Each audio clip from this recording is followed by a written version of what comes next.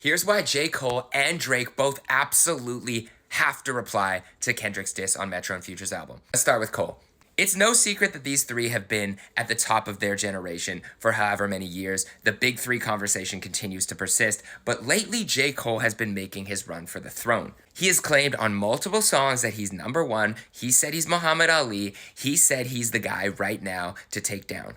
Pause. He continuously claims that he is the guy to beat right now. Pause again. But let's take a look at First Person Shooter to really understand why Cole has to reply and where some of Kendrick's lyrics came from. So right from the jump on First Person Shooter, J. Cole literally comes out and says he is number one out of the big three. They're debating my numeral, not the three, not the two. I'm the UNO, UNO. And then he only mentions me and Drake. Of course, they're on the song together, but he's kind of leaving out the guy who's also claiming number one multiple times. And when you say you're number one, you gotta be prepared to defend the crown. Then when he says, love when they argue the hardest MC, is it K-Dot, is it Aubrey or me? We the big three like we started a league. He literally says, I feel like Muhammad Ali, and then repeats it. Yup, Muhammad Ali. He's basically saying, I'm the greatest, I am the GOAT. I'm the top of that mountain. He's been saying it on every song, every feature he's on. When you say you're the guy, you gotta be prepared to defend it. And Kendrick is challenging the throne right now. I think J. Cole was in the number one spot, but I think he absolutely needs to showcase why he is in that position. And he can't act oblivious. He can't be, oh, I didn't know, no problems. I didn't want to know. Nope. Cole has to reply, and he's got to do it somewhat soon. And I do think he's the only one that can actually check Kendrick in this position. I think Cole could really showcase why he's one of the greatest of all time in this moment. Now, Drake's an interesting one. Of course, he's not going to match Kendrick lyrically in the same way that J. Cole would. And I know a lot of you guys are going to be like, he's going to get his ghostwriters to write a verse. Fine. But let's just say, ghostwriting aside, like Pusha said, Drake did claim GOAT on this song multiple times. Who the GOAT, who the GOAT, who the GOAT, who the GOAT.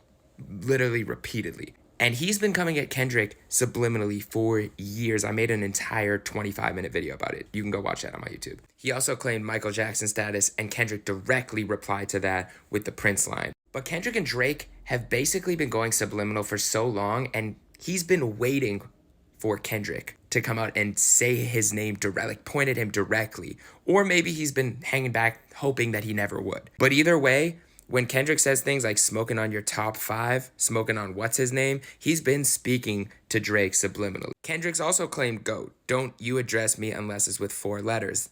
GOAT. Kanye changed his life, but me, I'm still an old school Gemini. Let me jump in. Kendrick has been aiming for Drake for a while, and this is Drake's opportunity. If you want to claim that number one position, I don't know if Drake still cares. I don't know if he cares about being number one anymore in that way, but he seems to claim it a lot on songs. This is your only opportunity to really prove that you can hang with Kendrick and Cole lyrically. And if you can't, back up, but I think Drake wants that. I think subliminally, deep down, subconsciously, Drake thinks that that Pusha T is a stain on his career, and he wants to make it back into the eyes of hip-hop heads as the guy who can still hang with the best. And the only way to do that is to beat the best. Pause. Even Baby Keem was throwing a shot on that same song, saying number 2 DMing my girl, meaning Drake at number 2, Kendrick at number 1. On Sticky, Drake was responding to Kendrick with all this puffing up your chest. Everybody takes a breath and everything gets addressed. It's you alone with your regrets. All that talking about the best, you know how Sticky gets. And Kendrick and Keem replied with a direct hillbilly response on their song where he was using the same flow as Drake, and they were kind of making fun of Drake. And he talked about being, I'm 5'7", I'm messy girl. All I'm saying is, if Drake wants to be in that conversation, he has to reply. He doesn't have to do it immediately. I think he can take time, let it calm down for a second, because he has to reply to Future, he has to reply to Kendrick, he has to reply to potentially Travis, Nav, Rick Ross, The Weeknd. It's a civil war going on right now. So Drake, you take your time. But J. Cole, now is your time to prove why you're number one, and I think that you actually can continue to hold that spot for now, because Kendrick's not going to be dropping an album anytime soon. I think this was his check, but I think he does have more, so he's waiting for each of them to reply, and I think he has more in the tank. Pause, and he's going to let loose. But I do think a response is necessary from J. Cole and Drake. But you guys let me know what you think. Do either of them have to reply? Will either of them reply? Will both of them reply? Or will this just be Kendrick sitting on the top of the throne alone right now? Subscribe if you like this video. Send it to somebody who also loves this topic. And let me know what to cover next. Peace.